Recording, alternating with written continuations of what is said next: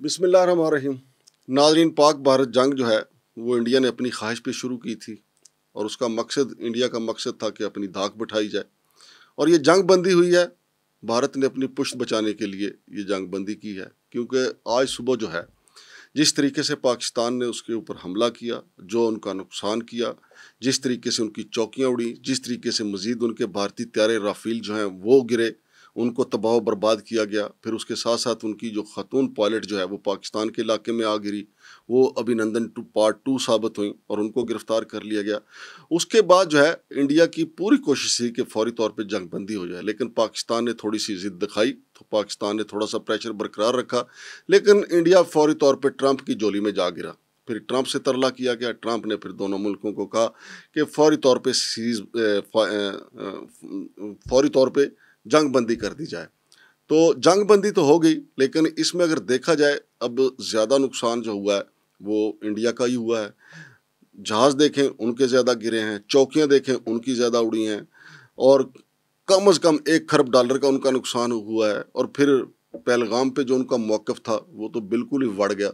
हालांकि पहले स्विट्ज़रलैंड ने ऑफ़र की थी, अमेरिका ने ऑफ़र की थी कि इसकी तहकीकात करवा ली जाए, हमला तो बाद में भी हो सकता था, लेकिन नरेंद्र मोदी जो है उसके अंदर नाना पाटेकर की रूह उतरी हुई थी, क्योंकि वो सारे का सारा इंडियन फिल्मों को कॉपी करता है। नरेंद्र मोदी जो है उसको ये था कि ये एक मूवी बन रही है, बॉलीवुड की मूवी है और इसमें मैं जो हूँ वो एक हीरो हूँ और पाकिस्तान विलन है। लेकिन इस वक्त नरेंद्र मोदी पूरे इंडिया के लिए एक विलन के तौर पे सामने आया।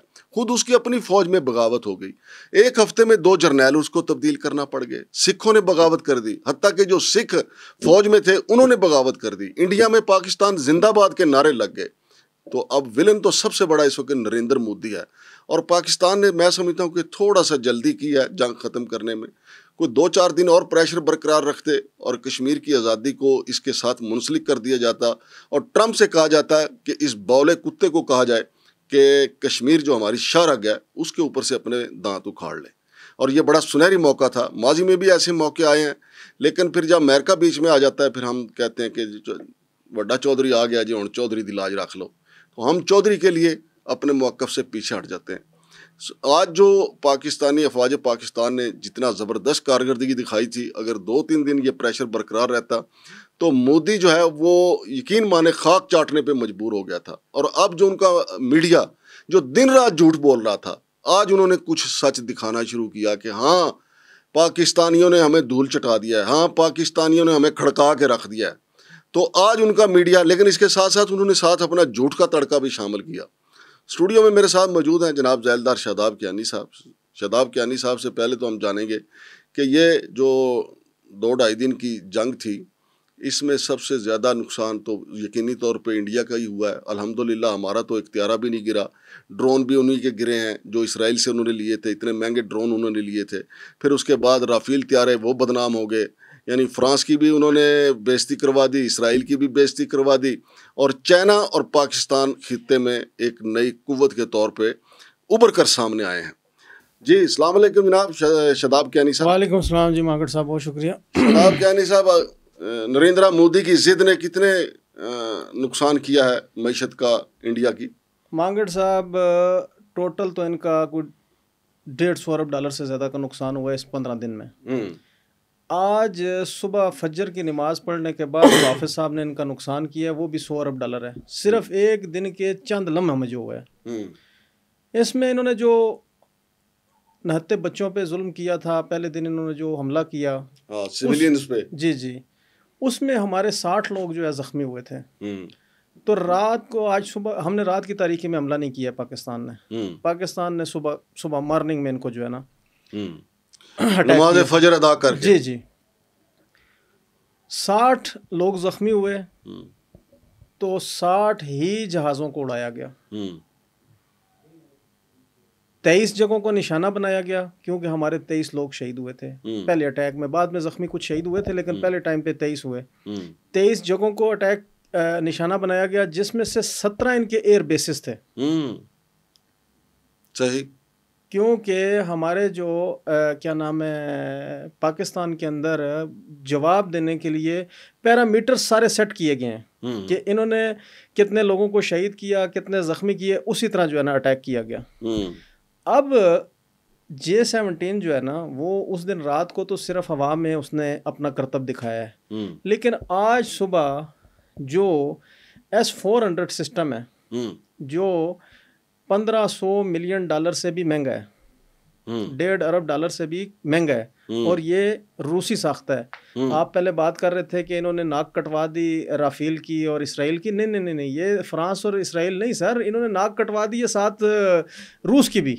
रूसी साख्ता तैयारे भी गिरे हैं, और ये जो है ना S-400 सिस्टम भी उनका था। तो ये सिस्टम J-17 मोदी अपने साथियों को लेके डूबा है। जी जी, ये J-17 थंडर का कमाल था जी। उसके ऊपर जो है ना अल फतह मिसाइल था। और अच्छा मांगड़ साहब, हमला करना कोई बड़ी बात नहीं होती, फिर उस हमले में चपट के वापस आना पुरअमन तरीके से। अल्लाह का लाख लाख शुक्र है कि अल्लाह ताला की मदद के बाद चाइना जो पाकिस्तान का दोस्त है, उसने अपनी डिफेंस जो सैटेलाइट सिस्टम है वो पाकिस्तान की हैंडओवर कर दी थी। उसने कहा चाइना पे अटैक समझा जाएगा, पाकिस्तान पे अटैक होगा तो सेम उसने ये जो है ना फिर कर दिखाया कि उसने वो सिस्टम सैटेलाइट दिया, जिसकी वजह से 70 से 80% उनकी जो है ना वो बिजली पे अटैक हुआ, उनकी बिल्कुल इलेक्ट्रिसिटी नहीं थी किसी, पूरा उनका मुल्क जाम हो गया, उनके रेडार सिस्टम जाम हो गए, वो कुछ करना चाहे भी वो बटन दबा रहे थे लेकिन बटन काम ही नहीं कर रहा था कुछ भी।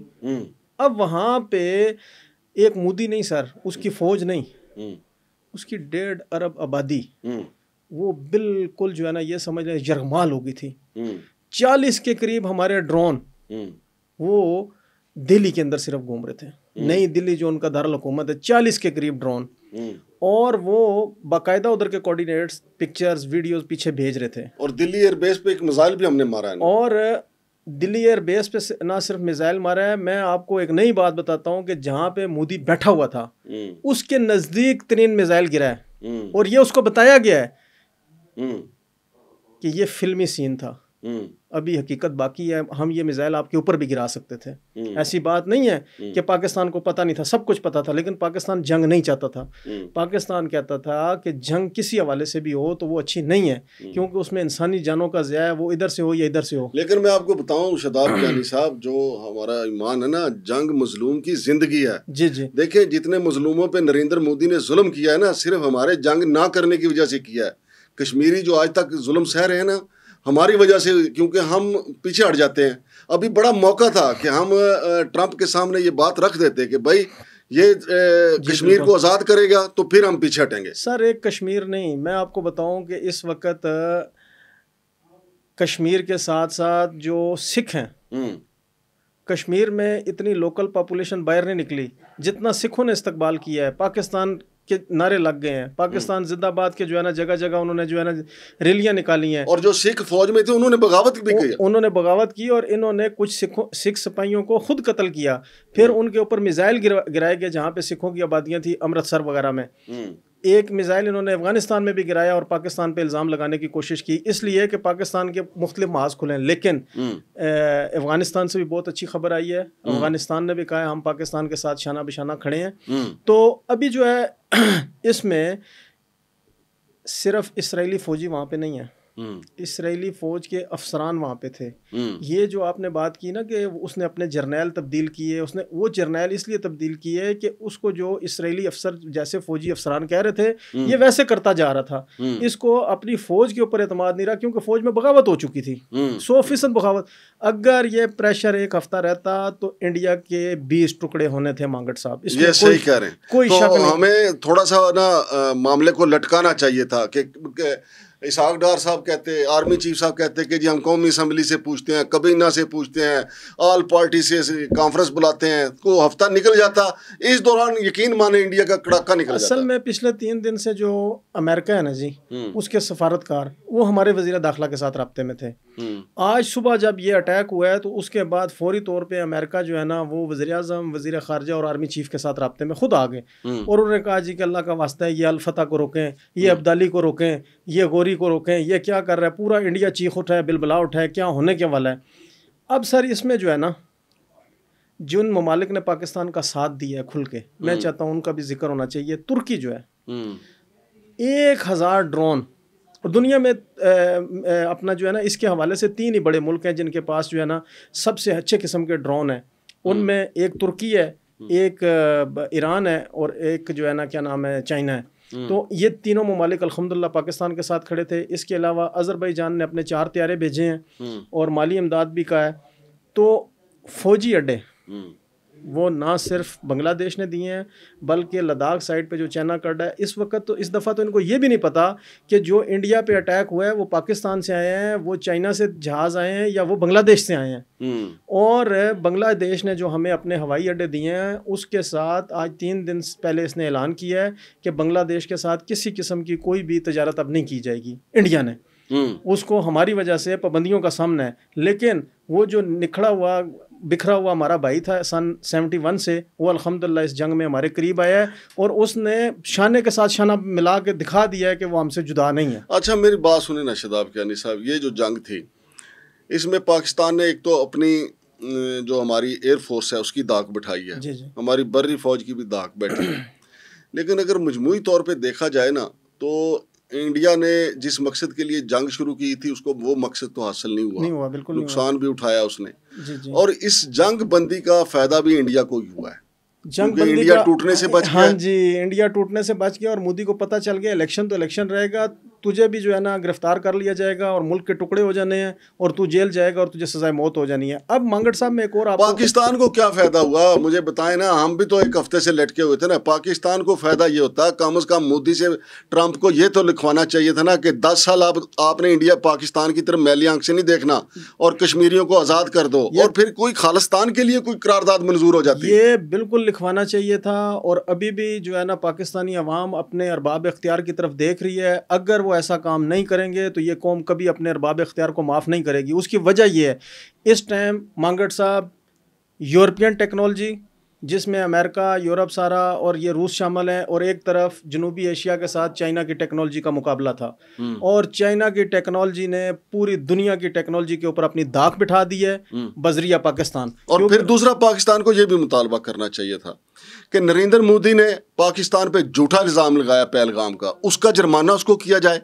और पाकिस्तानी मईशत का ये 10 दिन में जो नुकसान हुआ है, क्योंकि मईशत जंगों में मईशत फलती फूलती तो नहीं है, एयरपोर्ट्स बंद रहे हैं, फ्लाइट्स बंद रही हैं, तो इसका सारा नुकसान मोदी के ऊपर डालना चाहिए था। बिल्कुल ये नुकसान डालना चाहिए, लेकिन यहाँ पे मांगड़ साहब एक बड़े अफसोस की बात है कि हमारे अरबाब इख्तियार वहाँ से पर्ची लेके आते हैं तो बनते हैं, अपनी ओहदों पे बैठते हैं बड़े बड़ी सीटों पे, लेकिन चाइना ने जैसे साथ दिया है, अगर ये एक हफ्ता या ऐसे डट जाते, एक हमला और कर देते आज की रात, तो मेरे ख्याल में उसने खुद कहना था कि आपको जो चाहिए चार्टर ऑफ डिमांड है वो लिख के देता और जान मैं कहता हूँ हमला भी ना करते, सिर्फ एक हफ्ता रुक जाते। जो पहले इनका बयान था ना कि जी हम अपने अहदाफ सेट कर रहे हैं, अब उससे भी बड़ा सरप्राइज देंगे, बस ये बात। उसके बाद आप नरेंद्र मोदी की हालत देखते। बस हमारी एयरफोर्स ने तो बहुत अच्छा कमाल दिखाया है, आर्मी ने बहुत अच्छा दिखाया, लेकिन अब देखते हैं जो अरबाब इख्तियार हैं। ये कारगिल की जंग में भी ऐसा ही हुआ था, जब हमने उनको आगे लगा लिया यकदम हमने क्लिंटन के कहने पे सुलह कर ली, जब हमने नरेंद्र मोदी को आगे लगा लिया ट्रंप के कहने पे हमने सुलह कर ली। ये तो यार मासी वेड़ा हो गया सुलह का। तो और ये तो जब चाहेगा पाकिस्तान में अपने इलेक्शन की खातिर हमला करेगा, हमारी मासूम जाने लेगा और बाद में राजीनामा कर लेगा। ये तो कोई तरीका नहीं है ना। हाँ जी बिल्कुल, ये कोई तरीका नहीं है। और हमारी जो क़यादत है अस्करी और सियासी क़यादत, यार उसको अब ये सोचना चाहिए कि पूरी कौम जो है वो सजदों में पड़ी रही कि या अल्लाह हमारी इज्जत रख ले, अल्लाह पाक ने इज्जत रख ली। तो एक टेलीफोन के ऊपर यार, और वो ट्रंप साहब कह रहे हैं कि दोनों मुल्कों ने ज़हानत और तदब्बर का मुजाहरा किया है। ये ज़हानत और तदब्बर उस वक्त कहाँ थी जब पहलगाम का हमला जो है पाकिस्तान के खाते में डाला जा रहा था? ये ज़हानत उस वक्त कहाँ थी जब हमारे सिविलियन पे मिसाइल मारे गए? ये ज़हानत उस वक्त कहाँ थी जब पाकिस्तान में 25 ड्रोन हमले कर दिए गए? उस वक्त तो सारे उल्लू के पट्टे भारतीय बने हुए थे और सारा उनका टीवी वो चैनल, वो तो उन्होंने क्या दावा किया आपको पता है इंडिया वालों ने कि कराची हमने फतह कर लिया है, कराची पे लाहौर फतह कर लिया है, रावलपिंडी फतह कर लिया है, उन्होंने तो कहा था हमने। और हमने एक टेलीफोन पे जनाब लिखा जी ठीक है बस मांगड़ साहब मेरे ख्याल में अभी इन्होंने जो है ना सीज फायर किया है और अभी चार्टर ऑफ डिमांड्स और ये चीज़ें तय होनी है। इतनी जल्दी इन लोगों को नहीं करनी चाहिए, अगर करेंगे तो ये कौम इन्हें कभी माफ़ नहीं करेगी। यार कौम ने तो पहले भी कई दफ़ा कहा है माफ़ नहीं करेंगे, कौम भी भूल जाती है, ये भी भूल जाते हैं, यही तो फ़ायदा उठाते हैं ये कौम के भूल जाने का। अब ये इस पे ये देखें, हम अफवाज पाकिस्तान जो है वो इसी दिन के लिए है ना कि जब दुश्मन हमला करेगा हम उसके दांत खट्टे करेंगे, जब मजलूमों के ऊपर जुल्म होगा हम उसके दांत कट्ठे करेंगे, हम उनका बदला लेंगे, हम उनका बदला लेंगे। कश्मीर में कब से जुल्म हो रहा है यार, कितना सुनहरी मौका था ये। आपने नहीं, एक अभी तो उसने टेलीफोन के ऊपर सुलह कर ली। हमारी मसाजिद के ऊपर हमला किया है, नन्हे बच्चों को शहीद किया है, खवातीन के ऊपर हमला किया है, जो कि कभी मुमकिन ही नहीं है किसी हालात में भी खवातीन और बच्चों को जो है ना निशाना बनाया जाए। आप देखें, यही तो मुशर्रफ ने गलती की थी।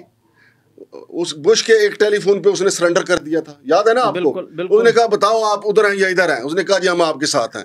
फिर हमें अपने जिनको हमने पाला पोसा था, फिर हमें उनको जहाज भर भर के अमेरिका को देने पड़े। नहीं, मेरे ख्याल में मांगड़ साहब इनकी इस हरकत से चाइना भी नाराज़ होगा हमसे, दोस्त ममालिक सारे हमसे नाराज़ होंगे कि हम आपके साथ खड़े हैं और आप खुद ही जो है लेट गए नीचे। यार देखे कितना बड़ा बहाना था कि जी हम अपने दोस्त ममालिक के साथ मुशावरत कर लें। आप हम पार्लियामेंट को तुर्की से मुशावरत करेंगे, पार्लियामेंट को एतमाद हम में लें। चाइना को एतमाद में लेंगे, हम आज़रबाईजान को एतमाद में लेंगे, पार्लियामेंट को एतमाद में लेंगे, पार्लियामेंट का मुश्तरका इजलास बुलाएंगे, अस्करी क़यादत कोर कमांडर कॉन्फ्रेंस होगी, 10 से 15 दिन इसमें गुजारे जा सकते थे बड़ी आसानी से। चारों सूबाई असम्बलियां एतमाद देती कि जी ठीक है सुलह करनी है या नहीं करनी। जी जी बिल्कुल। लेकिन इन्होंने कहा बस जी आप राजी हम भी राजी, जी बात ठीक है हम भी यही चाहते हैं जी।